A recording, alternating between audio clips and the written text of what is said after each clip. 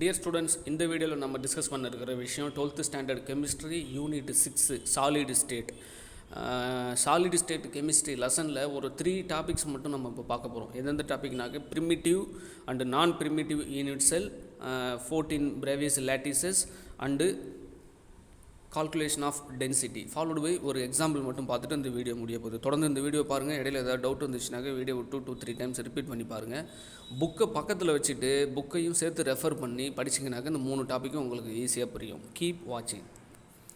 So before going to discussing about primitive and non-primitive unit cell, we should know the definition of crystal lattice and unit cell. இது நமக்கு முன்னாடியே தெரிஞ்சிருக்கும்.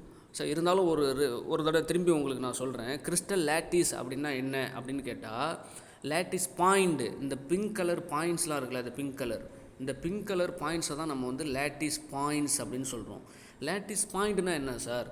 இது ஒரு crystal model. இந்த இடத்துல regular arrangement of these species throughout the crystal is called crystal lattice. ஒரு regular அரேஞ்ச்மெண்ட்டில் அந்த ஆட்டம்ஸு அயான்ஸு இருக்கும். அது இருக்கிற அந்த இடம், அந்த பிளேஸை தான் நம்ம என்ன சொல்கிறோம்னாக்கா லேட்டிஸ் பாயிண்ட்டு. அது எப்படி இருக்குது? ஒரு ரெகுலர் அரேஞ்ச்மெண்ட்டில் இருக்குது. இங்கே தான் நம்ம பார்க்குறோம் இந்த பிங்க் கலர் டாட்ஸ், இந்த பிங்க் கலர் பாயிண்ட்ஸ் எல்லாமே வந்து கிறிஸ்டல் லேட்டிஸோட பாயிண்ட்ஸ் தான். Okay, crystal lattice. Then what is the meaning of a unit cell? Unit cell is a basic repeating structural unit. So இந்த பேசிக் யூனிட் தான் அந்த கிறிஸ்டல் ஃபுல்லுமே இருக்க போகுது. ஃபார் எக்ஸாம்பிள் இந்த மாடலில் இப்போ இந்த சிம்பிள் கியூபிக் யூனிட் மட்டும் கொடுத்துருக்காங்க பாருங்கள்.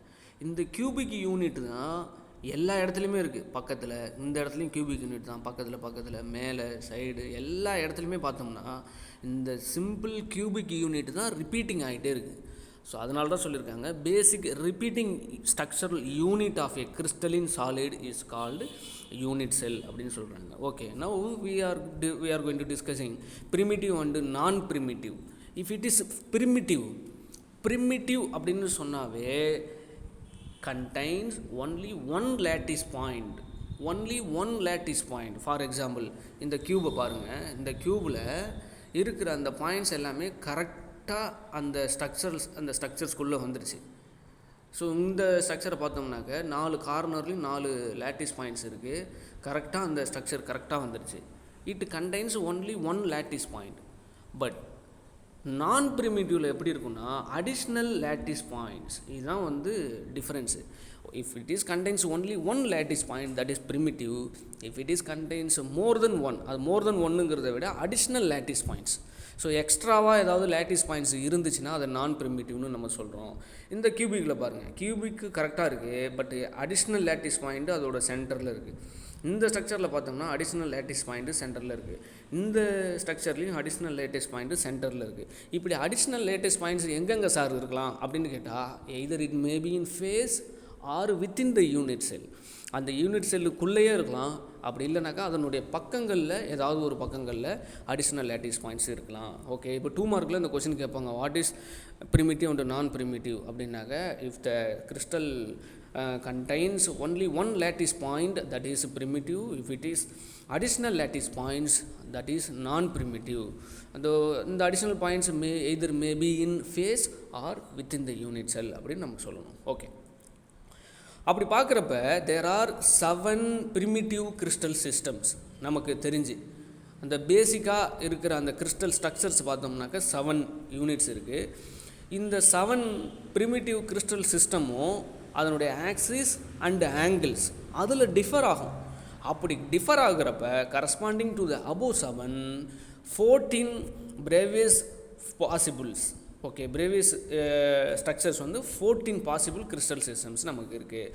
ஃபஸ்ட்டு இந்த ஒரு சிம்பிள் கியூபிக்கை நம்ம எடுத்துப்போம். இந்த சிம்பிள் கியூபிக்கில் இந்த இடத்துக்கு தான் ஆரிஜின் பாயிண்ட், இந்த பாயிண்ட்டு ஆரிஜின் பாயிண்ட். இங்கேருந்து இந்த டைரக்ஷனில் இருக்குது ஏ, இது பி, இது சி. ஓகே, இது ஆரிஜின்லேருந்து ஏ, இது பி, இது சி. ஸோ இந்த ஆங்கிள் வந்து ஆல்ஃபா, இந்த பக்கம் இருக்கிற ஆங்கிள் பீட்டா, இந்த பக்கம் இருக்கிற ஆங்கிள் காமா. இப்போ பாருங்கள், ஏங்கிற பாயிண்ட் எவ்வளோ டிஸ்டன்ஸில் இருக்கோ அதே டிஸ்டன்ஸில் தான் பிங்கிற பாயிண்ட்டும் இருக்குது, அதே டிஸ்டன்ஸில் தான் சிங்கிற பாயிண்ட்டும் இருக்குது. இந்த ஆல்ஃபா பீட்டா காமா இது மூணுத்தோடைய ஆங்கிளும் 90 டிகிரியாக இருந்ததுன்னா அதை தான் சார் நம்ம வந்து கியூபிக் அப்படின்னு நம்ம சொல்கிறோம். அப்படின்னா என்ன அர்த்தம், ஆரிஜின்லேருந்து ஏங்கிற லேட்டிஸ் பாயிண்ட் இருக்கிற டிஸ்டன்ஸ், அந்த டிஸ்டன்ஸ் எவ்வளவோ அதே டிஸ்டன்ஸில் தான் பிங்கிற லேட்டிஸ் பாயிண்ட்டும் இருக்குது, அதே டிஸ்டன்ஸில் தான் சிங்கிற லேட்டிஸ் பாயிண்ட்டும் இருக்குது. சி இது ஏ, இது பி, டிஸ்டன்ஸ் எல்லாம் சமம். அதே மாதிரி ஆங்கிள் பார்க்குறோம், இந்த ஆங்கிள் 90 டிகிரி, பீட்டா 90 டிகிரி, காமாவும் 90 டிகிரி, அப்படின்னா அது simple cubic. Okay, next rhombohedral. இந்த ரோம்போஹெட்ரல் இது பார்க்குறதுக்கு ஒரு இமேஜின் பண்ணி பார்க்கணும்னா ஒரு கியூபிக் பாக்ஸு, ஒரு அட்டைப்பெட்டியை நம்ம கையில் வச்சுட்டு அந்த பாட்டமை வந்து அசையாமல் ஒரே இடத்துல வச்சுட்டு மேலே இருக்கிற டாப்பை மட்டும் லைட்டாக அப்படி சாய்ச்சோம்னு வச்சுக்கிங்களேன், ஒரு ஷேப் நமக்கு கிடைக்கும். கியூபிக் பாக்ஸு தான். அந்த கியூபிக் பாக்ஸை பாட்டமை வந்து தரையில் வச்சுட்டு அதை எந்த விதத்துலையும் அசைக்காமல் மேலே இருக்கிற டாப்பை மட்டும் அப்படியே சாய்ச்சோம்னாக்கா சாயும்.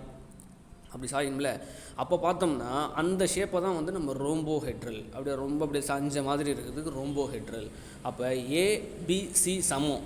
அப்படின்னா என்ன சார், ஆரிஜின்லேருந்து ஏ லேட்டிஸ் பாயிண்ட் இருக்கிற டிஸ்டன்ஸ் எவ்வளோ டிஸ்டன்ஸோ அதே சேம் டிஸ்டன்ஸில் தான் பிங்கிற லேட்டிஸ் பாயிண்ட்டும் இருக்குது, சிங்கிற லேட்டிஸ் பாயிண்ட்டும் இருக்குது. இந்த லேட்டிஸ் பாயிண்டில் தான் ஆட்டம்ஸு, மாலிகுல்ஸ், அயான்ஸ் எது வேணாலும் இருக்கும். அதே மாதிரி ஆங்கிள்ஸ் பார்த்தோம்னாக்க A B same angle, but gamma is not equal to 90. ஏவும் சரி ஆல்ஃபாவும் 90 டிகிரி, பீட்டாவும் 90 டிகிரி, காமா மட்டும் 90 டிகிரியாக இருக்காது. அப்படி இருந்துச்சுன்னா அது ரோம்போஹெட்ரல். Next hexagonal. ஹெக்ஸகோனல் அப்படின்னு பார்க்குறப்ப இந்த ஸ்ட்ரக்சரை கொஞ்சம் பார்த்தோம்னா கியூபிக் ஸ்ட்ரக்சரை கொஞ்சம் நீள்வாக்கில் எக்ஸ்டெண்ட் பண்ண மாதிரி இருக்குது. எக்ஸ்டெண்ட் பண்ணது மட்டும் இல்லாமல் காமாவோட அந்த ஆங்கிளும் டிஃபர் ஆகிருக்கு. அப்போனா என்ன நடந்திருக்கு, பாக்ஸு உள்பக்கமாக லைட்டாக அப்படி ப்ரெஸ் ஆனது மாதிரி ப்ரெஸ் ஆகி கொஞ்சம் எலாங்கேஷன் ஆகிருக்கு. எலாங்கேஷன் டாப் அண்ட் பாட்டமில் கொஞ்சம் எலாங்கேஷன் ஆகிருக்கு, இந்த டைரெக்ஷனில் எலாங்கேஷன் ஆகிருக்கு. இப்போ பாருங்கள், ஏபி சமமாக இருக்கும், சி மட்டும் சமமாக இருக்காது. ஏன் சி சமமாக இருக்காது, ஏவோட டிஸ்டன்ஸும் பியோட டிஸ்டன்ஸும் சமம். சி தான் கொஞ்சம் எலாங்கேஷன் ஆகிடுச்சுல, அதனால சியோட டிஸ்டன்ஸு ஏபியை போல் இருக்காது. ஆல்ஃபாவும் பீட்டாவும் 90 டிகிரி இருக்கும், காமா மட்டும் 120 டிகிரி இருக்கும். காமாங்கிறது இந்த பொசிஷன். ஸோ இந்த ஆங்கிள் வந்து 120 டிகிரி இருக்கும். நெக்ஸ்ட் வந்து டெட்ரகோனலில் A is equal to B, but C is not equal to A and B.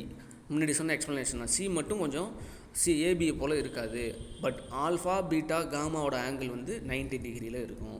Next ஆர்த்தோகோம்பிக்கில் ஏவோட டிஸ்டன்ஸ், பியோட டிஸ்டன்ஸ், சியோட டிஸ்டன்ஸ் மூணுமே differ. Obviously C is not equal to A. என்ன அர்த்தம் அப்படின்னு கேட்டால், ஆரிஜின்லேருந்து ஏ எவ்வளோ டிஸ்டன்ஸில் இருக்கோ அதே டிஸ்டன்ஸில் ஆரிஜின்லேருந்து பி இல்லை, ஆரிஜின்லேருந்து சியும் இல்லை. ஆனால் மூணோட ஆங்கிள் ஆல்ஃபா பீட்டா காமாவோட ஆங்கிள் பார்த்தோம்னாக்க 90 டிகிரியில் தான் இருக்குது. நெக்ஸ்ட்டு மோனோக்ளினிக்லேயும் A is not equal to B, B is not equal to C, and also C is not equal to A. But angle differ ஆகுது. என்னென்ன, ஆல்ஃபாவும் காமாவும் 90 டிகிரியில் இருக்கும், பீட்டா மட்டும் 90 டிகிரியில் இருக்காது. அது மோனோக்ளினிக். ட்ரைக்ளினிக்கில் மூணுமே ஆங்கிளும் சரி ஆக்சிஸும் சரி எதுவுமே ஒத்து வராது. A is not equal to B, B is not equal to C. Angles பார்த்தோம்னா ஆல்ஃபா பீட்டா காமா மூணுமே ஒரே மாதிரியான ஆங்கிள்ஸில் இருக்காது. இதை தான் நம்ம வந்து 7 பிரிமிட்டிவ் கிறிஸ்டல் சிஸ்டம்ஸ்னு சொல்கிறோம். திருப்பி சொல்கிற மாதிரி cubic, rhombohedral, hexagonal, tetragonal, orthorhombic, monoclinic and triclinic. இதில் ஆக்சிஸ் அண்ட் ஆங்கிள்ஸ் டிஃபர் ஆகிறப்போ தான் நமக்கு என்ன கிடைக்குதுனாக்கா 14 Bravais lattices possible 14 possible crystal system கிடைக்குது. அதை நம்ம இப்போ டிஸ்கஸ் பண்ணுறோம். So primitive, this is cubic primitive. ஏன் primitive, there is no additional lattice points. But இந்த பிரிமிட்டிவில் இந்த கியூபிக்கில் 2 டைப் இருக்குது. ஒன்று பாடி சென்டர்டு, இன்னொன்று ஃபேஸ் சென்டர்டு.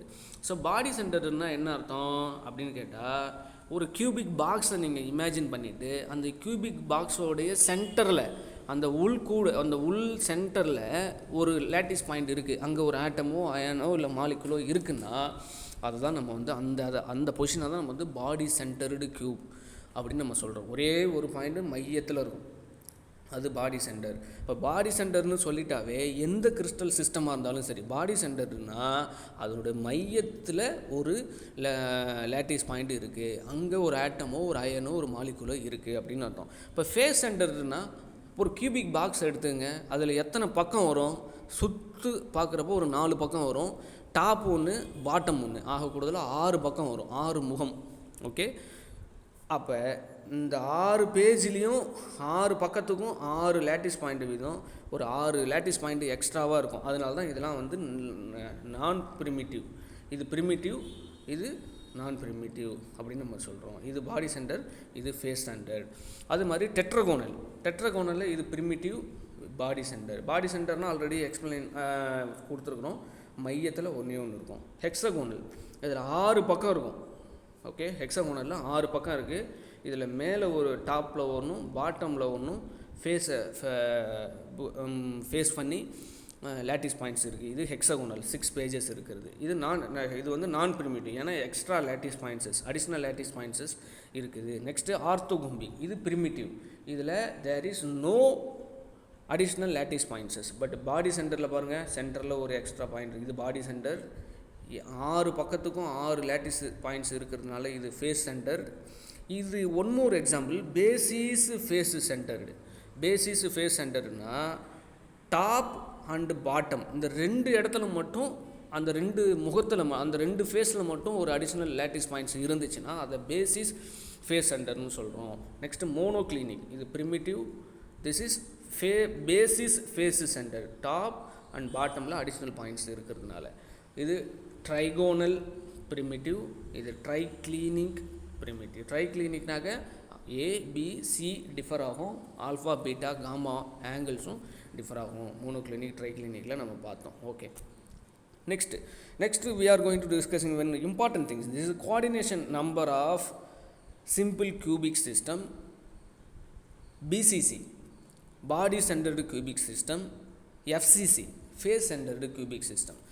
ஓகே, இதுக்கு என்ன எக்ஸ்ப்ளனேஷன் அப்படின்னு கேட்டால், இப்போ சிம்பிள் கியூபிக் எஸ்சி அப்படின்னு சொல்லியிருக்காங்க. சிம்பிள் கியூபிக் யூனிட் செல் இல்லைனா ப்ரிமிட்டிவ் யூனிட் செல். இந்த யூனிட் செல்லு ஒரு ஆட்டம் எடுக்கிறோம்.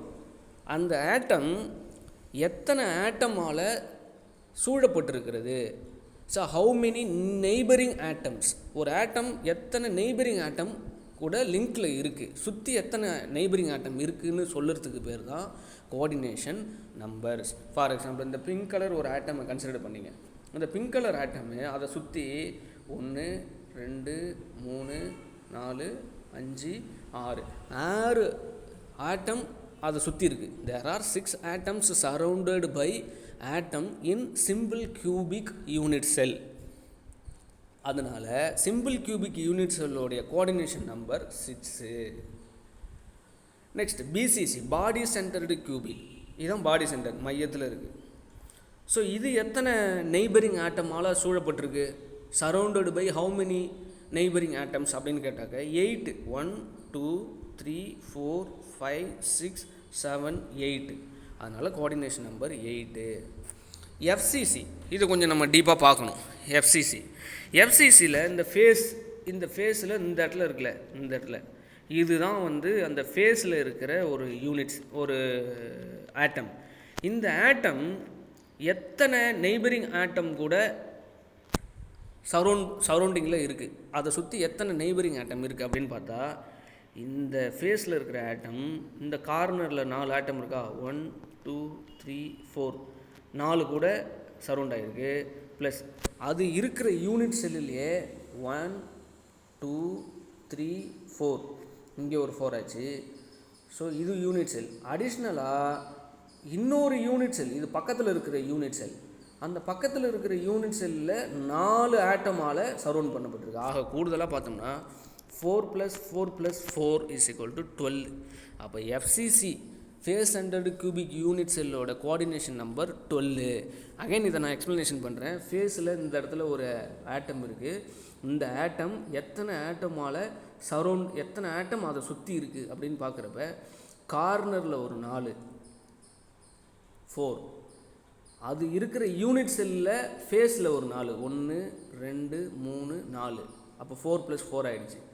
அது இருக்கிற யூனிட் செல் இல்லாமல் பக்கத்தில் இருக்கிற யூனிட் செல், இது வந்து பக்கத்தில் இருக்கிற யூனிட் செல், பக்கத்தில் இருக்கிற யூனிட் செல்லில் அந்த ஃபேஸில் இருக்கிற 4. ஸோ 4 + 4 + 4 = 12. இதுதான் கோஆர்டினேஷன் நம்பர்ஸ். ஸோ கோஆர்டினேஷன் நம்பருங்கிறது எந்த ஆட்டம், அந்த ஆட்டம் ஹவு மெனி நெய்பரிங் ஆட்டம்ஸ் அதை ஃபைண்ட் அவுட் பண்ணுற நம்பர் தான் கோஆர்டினேஷன் நம்பர். அது சிம்பிள் கியூபிக் யூனிட்டுக்கு 6, பாடி சென்டர்டு கியூபிக் யூனிட்டுக்கு 8, எஃப்சிசி அதாவது ஃபேஸ் சென்டர்டு கியூபிக் யூனிட்டுக்கு 12. Okay. So number of atoms in simple cubic unit cell, அதுக்கு ஃபார்முலா ஒன்று இருக்குது, NC/8. NC/8 NCனாக்க நம்பர் ஆஃப் கார்னர் ஆட்டம்ஸ் அப்படின்னு அர்த்தம். Number of corner atoms. இப்போ சிம்பிள் கியூபிக் யூனிட் செல்லில் கார்னரில் 8 ஆட்டம் இருக்கும். அப்போ 8/8 value 1. So number of atoms in simple cubic unit cell per unit cell, ஒரு யூனிட் செல்லுக்கும் number of atoms present in unit cell அப்படிங்கிறது 8. ஸோ பாடி சென்டருக்கு simple cubic மாதிரியாக தான் இதுவும், பட் சென்டரில் ஒரு லேட்டிஸ் ஒரு ஆட்டம் இருக்குது, அது மட்டும்தான் அங்கே ப்ளஸ் ஆகிருக்கு. அப்போ என்ன பண்ணலாம், same formula NC/8 plus NB/1. NB/1 ஏன் சார் NB/1 போட்டிருக்கோம் அப்படின்னா, இந்த பாடி சென்டர்டு ஆட்டம், இந்த மையத்தில் இருக்கிற ஆட்டம் இந்த யூனிட் செல்லு கூட மட்டும்தான் லிங்கில் இருக்கும். பக்கத்தில் இருக்கிற யூனிட் செல்லு கூட அது லிங்கில் இருக்காது. அது அதனால் ஷேரிங்கே கிடையாது. இந்த யூனிட் செல்லில் மட்டும்தான் இந்த பாடி சென்டர் இருக்கிறதுனால NB/1. அப்போ கால்குலேஷன் NCனாக்க கார்னர் ஆட்டம்ஸ் 8/8, NB அதாவது நம்பர் ஆஃப் பாடி சென்டர்டு ஆட்டம் 1. அப்போ 1/1. கால்குலேஷனை ஃபினிஷ் பண்ணுறப்ப 8 கேன்சல், 1 கேன்சல். இப்போ 1 + 1 = 2 அப்படின்னு ஆகிடுச்சு. 1 + 1 2. ஓகே. தென் ஃபேஸ் சென்டர்டு கியூபிக் யூனிட் செல்லில் நம்பர் ஆஃப் ஆட்டம்ஸ் எவ்வளோ இருக்கும் அப்படின்னு கேட்டால் NC/8 ப்ளஸ் NF/2. ஏன் இங்கே 2 போட்டோம், NF/2 அப்படின்னு கேட்டால், if the atoms present in face, அந்த ஃபேஸில் இருந்துச்சுன்னா அது 2 யூனிட் செல்லுக்கும் பொது அப்படின்னு அர்த்தம். அது இருக்கிற யூனிட் செல் அந்த ஆல்சோ பக்கத்தில் இருக்கிற யூனிட் செல்லுக்கும் அது பொது. அதனால தான் கோஆர்டினேஷன் நம்பரில் நம்ம பார்க்குறப்ப 4 + 4 + 4ன்னு சொன்னோம். ஏன்னா அடிஷ்னலாக ஒரு 4 நெய்பரிங் ஆட்டம்ஸ் வந்து பக்கத்து யூனிட் செல்லுக்குள்ள இருக்குது. அப்போ இந்த ஃபேஸ் இருக்கிற ஆட்டம் எப்போதுமே தன்னோட யூனிட் செல்லு ப்ளஸ் பக்கத்தில் இருக்கிற யூனிட் செல்லு கூட லிங்கில் இருக்கிறதுனால அதோட வேல்யூ ஆஃப் 1/2. அதனால தான் இங்கே வந்து 1/2, அதை /2 அப்படின்னு நம்ம போட்டிருக்கோம். NFங்கிறது number of atoms in face centre. ஃபேஸில் பார்த்தோம்னாக்கா 6 பக்கம் இருக்கும், 6 முகம், 6 ஒரு முகத்துக்கு ஒரு லேட்டிஸ் பாயிண்ட்னாக்கா 6 இருக்கிறதுனால 6/2. 8/8ங்கிறது கியூபிக் உள்ளது, 6/2ங்கிறது ஃபேஸு லேட்டிஸு /2. ஏன்னாக்கா ஆஃப்ங்கிற வேல்யூ வருதுனால /2ன்னு போட்டிருக்கோம். ஸோ கால்குலேஷன் நம்ம ஃபினிஷ் பண்ணுறப்ப 4 அப்படின்னு வந்து நமக்கு முடியுது. இதுதான் ஃபேஸ் சென்டர்னு value. So coordination number 6, 8. Face சென்டருக்கு கோஆர்டினேஷன் நம்பர் வந்து 12. இங்கே 2ன்னு இருக்குது. ஃபேஸ் நம்பருக்கு கோஆர்டினேஷன் நம்பர் 12 அப்படிங்கிறத நம்ம ஞாபகம் வச்சுக்கணும். நெக்ஸ்ட்டு பிராக் ஈக்குவேஷன்ஸ். ஸோ பிராக் ஈக்குவேஷன் எப்போல்லாம் நம்ம சாலிட் ஸ்டேட் படிக்கிறோமோ, எஸ்பெஷலி கிறிஸ்டலை பற்றி படிக்கிறோமோ, அங்கே பிராக் ஈக்குவேஷன் கண்டிப்பாக வரும். ஏன்னா இந்த பிராக் ஈக்குவேஷன் அது இல்லாமல் அந்த கிறிஸ்டலோடைய ஸ்ட்ரக்சரை நம்மளால் ஃபைண்ட் அவுட் பண்ணவே முடியாது. ஸோ எக்ஸ்ரேயில் வந்து powder XRD and single crystal XRD அப்படின்னு ரெண்டு டைப் இருக்குது. அந்த பவுடர் XRD அப்படிங்கிறது வந்து நம்ம வச்சிருக்கிற சப்ஸ்டன்ஸு பவுடரா இல்லை கிறிஸ்டலினா அப்படின்னு கண்டுபிடிச்சி சொல்லுவோம்.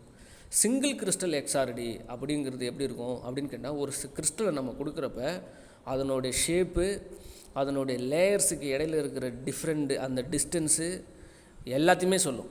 அது என்ன யூனிட் செல்லு, கியூபிக் யூனிட் செல்லா, ப்ரிமிட்டிவா, நான் ப்ரிமிட்டிவா, எந்த மாதிரி ஷேப்பில் இருக்குது, எங்கெங்கெல்லாம் ஆட்டம் ப்ரெசென்ட் ஆகிருக்கு, எல்லா விஷயத்தையுமே சொல்லுறது இந்த எக்ஸ்ரே டைஃப்ராக்ஷன் மெத்தட். அதுக்கு பேசிக்காக யூஸ் பண்ணுற ஈக்குவேஷன் தான் n λ = 2d sin θ. ஓகே. இது இப்போ இந்த லைன்லாம் வந்து கிறிஸ்டல்னு வச்சுங்க. கிறிஸ்டலில் நிறைய பிளேன்ஸ் இருக்குது.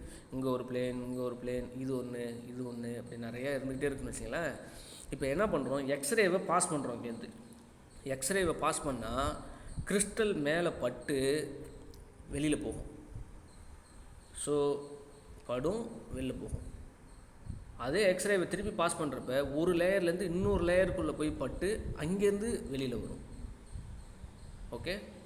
இது இன்சிடெண்ட்டு, இது எக்ஸிடெண்ட். எக்ஸிட் ஆகிற வேவ் லென்த். ஓகே, இந்த பிளேனுக்கும் இந்த இதுக்கும் தான் தீட்டா வேல்யூ, எவ்வளோ ஆங்கிளில் இது படுது, அதே மாதிரி எவ்வளோ ஆங்கிளில் இது வெளியில் வருது அந்த தீட்டா வேல்யூ.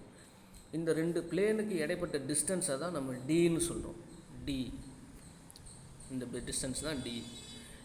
லேம்டாங்கிறது எக்ஸ்ரேவோட வேவ் லென்த்து. எக்ஸ்ரே என்ன பண்ணுவோம், இப்படி வேவ் லென்த்தில் வருமா, ரெண்டு நோட்ஸுக்கு இடையில் இருக்கிற ரெண்டு நோடுக்கு இடையில் இருக்கிற டிஸ்டன்ஸை தான் நம்ம வந்து லேம்டா அப்படின்னு நம்ம சொல்கிறோம். ஸோ இப்படி ஒரு கிறிஸ்டலை வச்சு கிறிஸ்டல் மேலே எக்ஸ்ரேவை பாஸ் பண்ணி இப்போ எக்ஸ்ரே வெளியில் வரும்போது இந்த பக்கம் வந்து அதை டிடெக்டர்லாம் யூஸ் பண்ணி அந்த ஸ்ட்ரக்சரை ஃபைண்ட் அவுட் பண்ணுறதுக்கு சிஸ்டமில் ஒர்க் அவுட் பண்ணி நம்ம ஸ்ட்ரக்சரை ஈஸியாக ஃபைண்ட் அவுட் பண்ணலாம். எம் லேம்டா = 2D sin θங்கிற ஃபார்முலா வச்சு. லேம்டா இஸ் வேவ் லென்த்து, டிங்கிறது distance between 2 layers, crystal layers, path difference. தீட்டாங்கிறது இன்சிடென்ட் ஆங்கிள், அந்த லைட்டு வந்து இந்த கிறிஸ்டல் மேலே படுறது இப்போ இந்த எவ்வளோ ஆங்கிளில் படுது. And scatter plane. And n is integer, எத்தனை இன்டிஜர் நம்பர் இது, எவ்வளோ லேம்டாஸ், எத்தனை லேம்டாஸ் அப்படிங்கிறத நம்ம ஃபைண்ட் அவுட் பண்ணுறதுக்கு இந்த பிராக் ஈக்குவேஷனை யூஸ் பண்ணி ஒரு கிறிஸ்டல் ஸ்ட்ரக்சர், அதனுடைய ஸ்ட்ரக்சர் எப்படி இருக்குது, அது என்ன சிஸ்டம் அப்படிங்கிறத நம்ம ஈஸியாக ஃபைண்ட் அவுட் பண்ணலாம். ஸோ இந்த ஈக்குவேஷன் ரொம்ப முக்கியம், இந்த டயக்ராமும் ரொம்ப முக்கியம். சப்போஸ் புக்கில் இல்லைனாக்கா இந்த டயக்ராம் கண்டிப்பாக போட்டுங்க. Bragg equation n lambda = 2D sin θ அப்படிங்கிற value. Next calculation of density.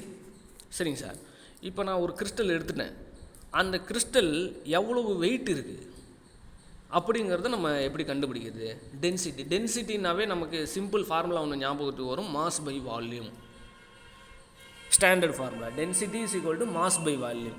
இங்கே density of unit cell rho, இந்த வேல்யூக்கு பேர் rho = mass of the unit cell divided by volume of the unit cell. அதான் மாஸ் பை வால்யூம் தான், mass of the unit cell divided by volume of the unit sell.